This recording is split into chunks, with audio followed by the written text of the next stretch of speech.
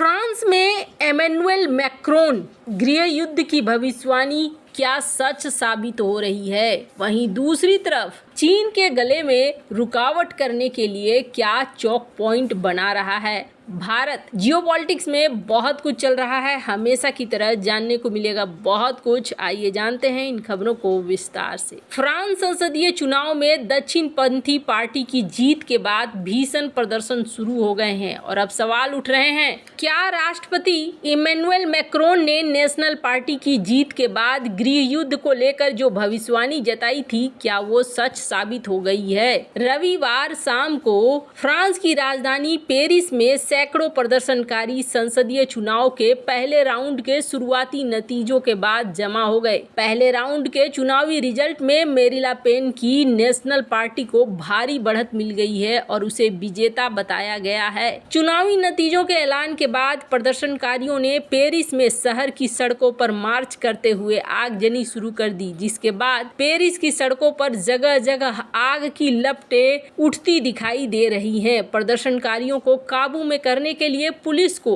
आंसू गैस के गोले छोड़ते देखे जा रहे हैं। फ्रांसीसी राष्ट्रपति इमैनुएल मैक्रोन ने पिछले हफ्ते की शुरुआत में चेतावनी दी थी कि अगर दक्षिणपंथी पार्टी जीतती है तो देश में गृह युद्ध के हालात बन जाएंगे। मैक्रोन ने पिछले महीने की शुरुआत में अचानक संसदीय चुनाव की घोषणा करते हुए चेतावनी दी थी कि अगर देश में दक्षिणपंथी या वामपंथी पार्टियों को जीत मिलती है तो देश में गृह युद्ध छिड़ सकता है। इप्सोस इफोप, ओपिनियन वे और इलावे के एग्जिट पोल के मुताबिक फ्रांस में पहले राउंड के चुनाव में दक्षिणपंथी आरएन पार्टी को करीब 34% वोट मिलते दिख रहे हैं, जो राष्ट्रपति इमैनुएल मैक्रोन के लिए बहुत बड़ा झटका है क्योंकि उनकी पार्टी तीसरे नंबर पर आई है। इमैनुएल मैक्रोन ने पिछले महीने की शुरुआत में यूरोपीय संसद के चुनाव में अपनी पार्टी को मिली भारी हार के बाद अचानक संसद को भंग करते हुए संसदीय चुनाव की घोषणा कर दी थी। फ्रांस में दूसरे राउंड का चुनाव अगले हफ्ते होने जा रहा है और माना जा रहा है कि दूसरे राउंड में भी आरएन पार्टी बहुमत की ओर जा रही है। हालांकि इससे पहले फ्रांस में राजनीतिक सौदेबाजी भी काफी तेज हो गई है क्योंकि दूसरे नंबर पर लेफ्ट पार्टी आई है और अतीत में सेंटर राइट सेंटर लेफ्ट पार्टियों ने आरएन पार्टी को सत्ता से दूर रखने के लिए मिलकर काम किया है। फ्रांसीसी राष्ट्रपति मैक्रोन और फ्रांस के प्रधानमंत्री गैब्रियल अटल ने मतदाताओं से दूसरे चरण में अति दक्षिणपंथी विचारधारा के खिलाफ एकजुट होने का आग्रह किया है, जबकि नीले, सफेद और लाल रंग के फ्रांसीसी तिरंगे लहराते हुए उत्साहित भीड़ को संबोधित करते हुए आरएन पार्टी की प्रमुख पेन ने अपने समर्थकों और मतदाताओं से भारी वोट देने की अपील की है और ऐसे विचारधारा वाले मतदाताओं को अपनी तरफ मोड़ने की कोशिश की है जिन्होंने पहले चरण में उनकी पार्टी को वोट नहीं किया है। अगर दूसरे राउंड की वोटिंग में भी मेरीन ले पेन की आरएन पार्टी जीत जाती है तो फिर फ्रांस में सबसे कम उम्र के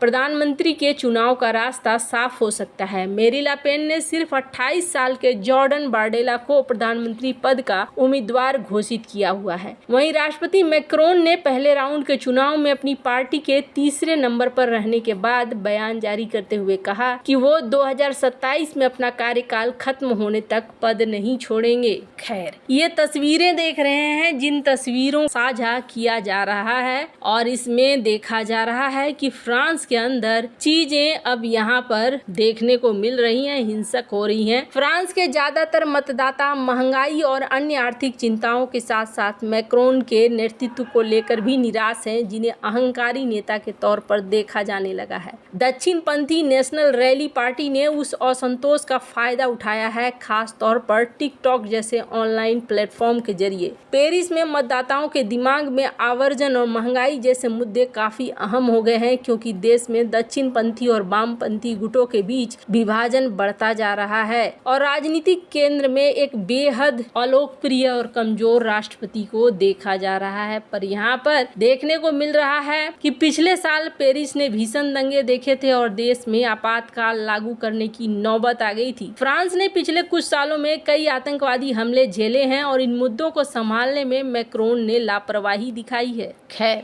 जहां एक तरफ ये सब कुछ चल रहा है तो वहीं दूसरी तरफ दक्षिण चीन सागर और हिंद महासागर क्षेत्र को जोड़ने वाले मलक्का स्ट्रेट, जिसे चीन के लिए चौक पॉइंट माना जाता है, उसके एंट्री पॉइंट पर स्थित अंडमान और निकोबार द्वीप समूह के लिए भारत ने शानदार प्लान बनाया है। 9 अरब डॉलर की लागत से प्रोजेक्ट्स लॉन्च किए गए हैं, जिसका मकसद इस क्षेत्र को शिपिंग केंद्र और पर्यटन स्थल बनाना है। अंडमान और निकोबार द्वीप समूह भारत की रणनीति का एक अनिवार्य हिस्सा बनकर उभर रही है, ताकि इंडो पैसिफिक में चीन के बढ़ते प्रभुत्व को संतुलित किया जा सके। पिछले एक दशक में हिंद महासागर में चीनी नौसेना की सतही जहाज और पनडुब्बी अपनी मौजूदगी दर्ज करा रही है, जो भारत के लिए एक खतरा बनता जा रहा है। 1962 में जब भारत और चीन ने अपना पहला खूनी युद्ध लड़ा, तो उस वक्त हिंद महासागर में चीन की एक पनडुब्बी देखी गई, जिसके बाद भारत सरकार ने द्वीपों पर 150 नाविकों की एक टुकड़ी को मंजूरी दे दी थी। मलक्का स्ट्रेट, जो हिंद महासागर में दाखिल होने का दरवाजा है, भारत ने वहीं पर चीन की गर्दन दबोचने की योजना बनाई है। हिंद महासागर में आने वाली चीनी पनडुब्बियों को संकीर्ण मलक्का स्ट्रेट में सतह पर आने के लिए मजबूर होना पड़ता है, और ये देखते हुए अंडमान निकोबार के 572 द्वीपों में से सिर्फ 37 पर ही लोग रहते हैं। इन द्वीपों के आसपास सुरक्षा उपायों को बढ़ाने की मांग में तेजी आई है। कारगिल युद्ध के बाद जब पाकिस्तानी घुसपैठिए भारतीय क्षेत्र में घुस आए और खाली चौकियों पर कब्जा कर लिया, तो भारतीय सेना को एहसास हुआ कि ये द्वीप, जिनमें कई निर्जन हैं, उन क्षेत्रों पर आक्रामक दुश्मन कब्जा करने के लिए आगे आ सकते हैं, और अगर इन द्वीपों पर ध्यान नहीं दिया गया तो ये द्वीप असुरक्षित हो सकते हैं। फिर भारत सरकार ने पहली त्रिसेवा कमान और इस द्वीप समूह पर स्थापित की गई। भारतीय प्रशांत महासागर के संगम पर स्थित अंडमान निकोबार द्वीप समूह को दुनिया के सबसे महत्वपूर्ण रणनीतिक रूप से अहम द्वीप श्रृंखलाओं में से एक कहा जाता है। 572 द्वीपों में सबसे उत्तरी बिंदु म्यांमार में सिर्फ 22 समुद्री मील दूर है। इसका सबसे दक्षिणी बिंदु इंडोनेशिया से सिर्फ 90 समुद्री मील दूर है। ये द्वीप बंगाल की खाड़ी 6 डिग्री 10 डिग्री चैनलों को कंट्रोल करते हैं, जिनका उपयोग 60,000 से ज्यादा वाणिज्यिक जहाज वैश्विक कारोबार के लिए करते हैं। कैंपबेल बे के लिए जो प्लान भारत सरकार ने तैयार किया है, वो है ट्रांसशिपमेंट